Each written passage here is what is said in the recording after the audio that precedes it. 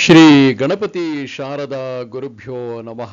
ಶ್ರೋತೃಗಳಿಗೆ ಶಂಕರಾಚಾರ್ಯ ವಿರಚಿತ ಸೌಂದರ್ಯ ಲಹರಿಗೆ ಭಾಷ್ಯವಾಗಿ ಮೂಲ ತೆಲುಗಿನಲ್ಲಿ ಶ್ರೀಮತಿ ಪವನಿ ನಿರ್ಮಲಾ ಪ್ರಭಾವತಿ ಇವರಿಂದ ರಚಿಸಲ್ಪಟ್ಟು ಸದಾಶಿವ ದೇವುಡು ಇವರಿಂದ ಕನ್ನಡಕ್ಕೆ ಅನುವಾದಿಸಲ್ಪಟ್ಟಿರುವ ಭವಾನಿ ಸೌಂದರ್ಯ ಲಹರಿಯ 8ನೆಯ ಅಧ್ಯಾಯಕ್ಕೆ ಸ್ವಾಗತ. ಈ ಅಧ್ಯಾಯದಲ್ಲಿ ಮಾನವ ಶರೀರದಲ್ಲಿಯೇ ಜಗನ್ಮಾತೆಯನ್ನು ದರ್ಶಿಸುವ ಪದ್ಧತಿಯನ್ನು ಬೋಧಿಸುತ್ತಿದ್ದಾರೆ ಶ್ರೀ ಶಂಕರ ಭಗವತ್ಪಾದರು. ಷಟ್ಚಕ್ರಗಳಲ್ಲಿ ಅಮ್ಮನವರು ನೆಲೆಸಿದ್ದಾರೆ. ಆ ತಾಯಿಯನ್ನು ಸಾಕ್ಷಾತ್ಕರಿಸಿಕೊಳ್ಳಬೇಕು. ಅದಕ್ಕೆ ಧ್ಯಾನ ಪದ್ಧತಿ, ಸಮಯಾಚಾರ ಪದ್ಧತಿ, ಸಹಸ್ರಾರದೊಳಕ್ಕೆ ಇಡ ಪಿಂಗಳ ನಾಡಿಗಳ ಮೂಲಕ ಹಾಗೂ ಸುಷುಮ್ನ ನಾಡಿಯ ಮೂಲಕ ಸಹಸ್ರಾರದೊಳಕ್ಕೆ ಶ್ವಾಸವನ್ನು ಪೂರಕ, ಕುಂಭಕ, ರೇಚಕಗಳೆನ್ನುವ ಪ್ರಾಣಾಯಾಮ ಪದ್ಧತಿಯ ಪ್ರಕಾರ ನಡೆಸುತ್ತಾರೆ ಯೋಗಿಯಾದವನು. ಅದನ್ನು ವಿವರಿಸುತ್ತಿದ್ದಾರೆ ನಮ್ಮ ಗುರುವು. ಅಮ್ಮನವರ ಸಾಕಾರ ರೂಪವನ್ನು, ವಿರಾಟ್ ರೂಪವನ್ನು, ಮಂತ್ರರೂಪ ಶರೀರವನ್ನು ದರ್ಶನ ಮಾಡಿಸಿದರು ಹಿಂದಿನ ಅಧ್ಯಾಯಗಳಲ್ಲಿ.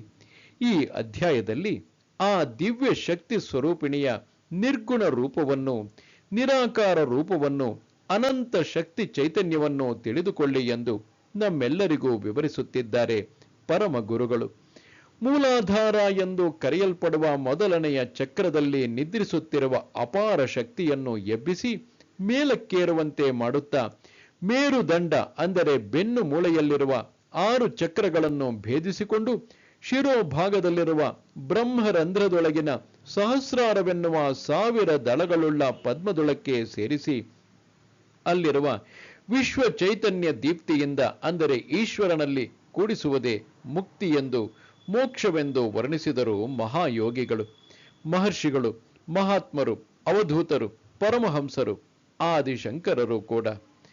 ಮಾನವ ಸೂಕ್ಷ್ಮಾತಿ ಸೂಕ್ಷ್ಮವಾದ ಪರಮಾಣುವನ್ನು ಭೇದಿಸಿ ಅದರಲ್ಲಿನ ಮಹಾಶಕ್ತಿಯನ್ನು ಸ್ವಾಧೀನ ಮಾಡಿಕೊಂಡು ಅಣುಶಕ್ತಿ, ಅಣುಬಾಂಬುಗಳನ್ನು ಕಂಡುಹಿಡಿದು ಅವನ್ನು ಮಾನವ ಜಾತಿಯ ಪ್ರಗತಿಗೆ, ವಿನಾಶಕ್ಕೆ ಕೂಡ ಉಪಯೋಗಿಸುತ್ತಿದ್ದಾನೆ.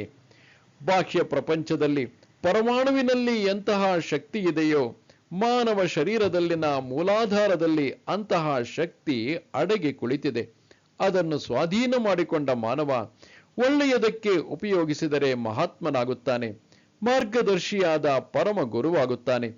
ಕೆಟ್ಟದ್ದಕ್ಕೋ ಸ್ವಾರ್ಥಕ್ಕೋ ಉಪಯೋಗಿಸಿದರೆ ದಾನವ, ದುಷ್ಟ, ಲೋಕಕಂಟಕನಾಗುತ್ತಾನೆ. ಅದನ್ನು ಮೊದಲು ತಿಳಿಯಬೇಕು. ಆದರೆ ಈ ಸಾಧನೆಯನ್ನೆಲ್ಲ, ಆ ಶಕ್ತಿಯನ್ನು ಪರಿಪೂರ್ಣವಾಗಿ ಸ್ವಾಧೀನ ಮಾಡಿಕೊಂಡು ಲೋಕ ಕಲ್ಯಾಣವೇ ಧ್ಯೇಯವಾಗಿ ಉಳ್ಳ ಪರಮ ಗುರುವಿನ ಮೂಲಕ ಮಾತ್ರವೇ ಸಾಧನೆ ಮಾಡಬೇಕು. ಗುರು ಸಾನ್ನಿಧ್ಯದಲ್ಲಿ ಇರಬೇಕು. ಗುರುವಿನಲ್ಲಿ ಅನನ್ಯ ಭಕ್ತಿ ಪ್ರಪತ್ತಿಗಳಿರಬೇಕು. ಬ್ರಹ್ಮಚರ್ಯೆಯಿಂದ ಮೊದಲು ಆಹಾರ ವಿಹಾರಗಳಲ್ಲೂ ಕಠೋರ ನಿಯಮಗಳಿಂದಿರಬೇಕು. ಇವೇನೂ ಇಲ್ಲದೆ ಕೇವಲ ಪುಸ್ತಕ ಸಹಾಯದಿಂದ ಯೋಗ ಸಾಧನೆ ಮಾಡಲು ಪ್ರಾರಂಭ ಮಾಡಿದರೆ ಅದು ಪ್ರಮಾದಗಳಿಗೆ ದಾರಿಯಾಗುತ್ತದೆ, ತಲೆ ಕೆಡಿಸುತ್ತದೆ, ಮನಸ್ಸು ಚಂಚಲಗೊಳಿಸುತ್ತದೆ. ಅದರಿಂದಲೇ ತಪ್ಪದೆ ಗುರುವಿರಲೇಬೇಕು.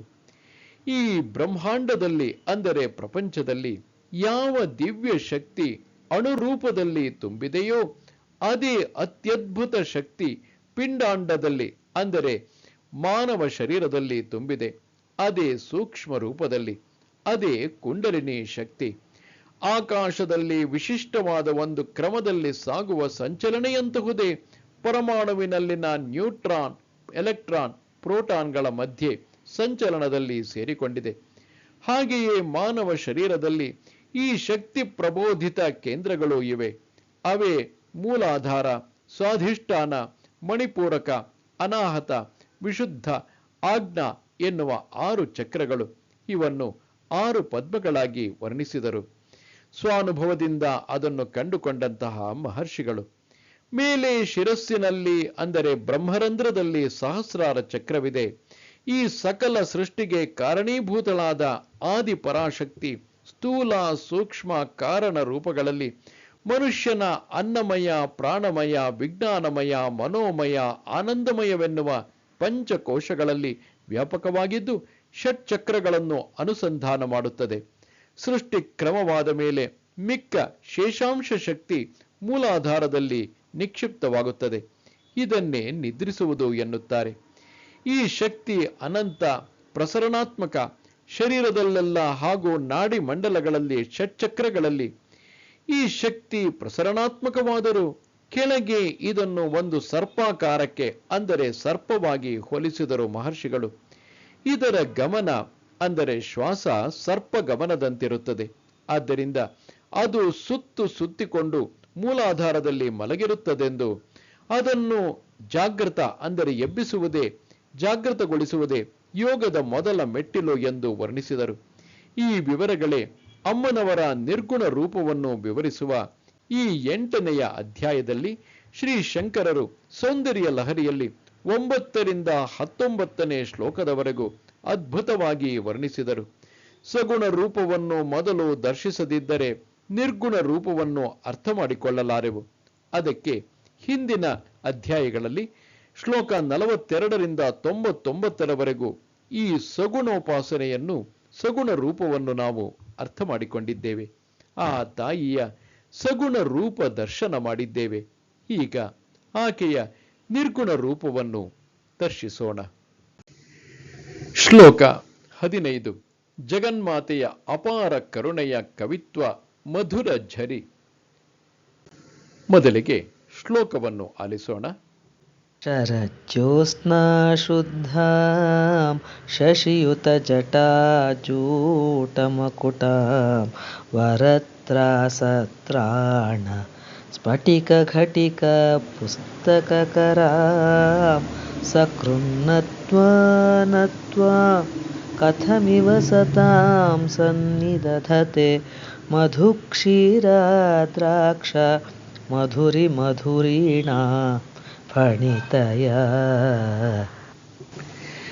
ಅರ್ಥ: ತಾಯಿ ಜಗನ್ಮಾತೆ ಶರಶ್ಚಂದ್ರನ ಬೆಳಕಿನಂತೆ ಶುದ್ಧವಾದವಳು, ಶಶಿಯುತವಾದ ಅಂದರೆ ಚಂದ್ರನ ಕೊಂಕಿನಿಂದ ಕೂಡಿದ ಜಟಾಜೂಟವನ್ನೇ ಕಿರೀಟವಾಗಿ ಉಳ್ಳವಳು, ವರಾಭಯ ಮುದ್ರೆಗಳು, ಅಕ್ಷಮಾಲಾ ಪುಸ್ತಕಗಳನ್ನು ಧರಿಸಿದವಳು ಆದ ನಿನ್ನನ್ನು ಸ್ಮರಿಸಿ ನಿನಗೆ ಎಂದಾದರೂ ಒಂದು ಸಲವಾದರೂ ನಮಸ್ಕಾರ ಮಾಡದ ಕವೀಶ್ವರರಿಗೆ ಮಧು, ಕ್ಷೀರ, ದ್ರಾಕ್ಷಿಗಳ ಮಾಧುರ್ಯವನ್ನು ಪಡೆದ ಮಧುರ ವಾಕ್ಕುಗಳು ಹೇಗೆ ತಾನೇ ಬರುತ್ತವೆ? ಈ ಶ್ಲೋಕದಲ್ಲಿ ಶ್ರೀ ಶಂಕರರು ಅಮ್ಮನವರಿಗೆ ಒಂದು ಸಲ ಮನಸ ವಾಚ ಕರ್ಮಣ ನಮಸ್ಕಾರ ಮಾಡಿದ ಕವೀಶ್ವರರಿಗೆ ಸಾಧಾರಣ ಕವಿಗಳಿಗಾದರೂ ಅಸಾಧಾರಣ ಮಾಧುರ್ಯವುಳ್ಳ ಕವಿತಾ ಶಕ್ತಿ, ಕಾವ್ಯ ರಚನಾ ಶಕ್ತಿ ಬಂದೇ ಬರುತ್ತದೆ ಎಂದು ಘಂಟಾಘೋಷವಾಗಿ ಹೇಳುತ್ತಿದ್ದಾರೆ. ನಿಜವೇ? ಅಕ್ಷರಜ್ಞಾನವಿಲ್ಲದ ಮೂರ್ಖನಾಗಿ ಕುರಿಗಳನ್ನು ಕಾಯುತ್ತಾ ಬದುಕುತ್ತಿದ್ದ ಒಬ್ಬ ಪಾಮರನಿಗೆ ರಾಜಕುಮಾರಿಯೊಡನೆ ವಿವಾಹ, ಮಹಾಕಾಳಿ ಮಂದಿರದೊಳಕ್ಕೆ ಪ್ರವೇಶವನ್ನು ಒದಗಿಸಿ ಅಮಾಯಕತ್ವದಿಂದ ಅವನು ಮಾಡಿದ ನಮಸ್ಕಾರಕ್ಕೆ ಸಂತುಷ್ಟಳಾದ ಶ್ರೀಮಾತೆ ಅವನನ್ನು ಕ್ಷಣದಲ್ಲಿ ಮಹಾಕವಿ ಕಾಳಿದಾಸನನ್ನಾಗಿ ಮಾಡಲಿಲ್ಲವೇ? ಅವನು ಸಮರ್ಪಿಸಿದ್ದಾದರೂ ಏನು ಆ ತಾಯಿಗೆ?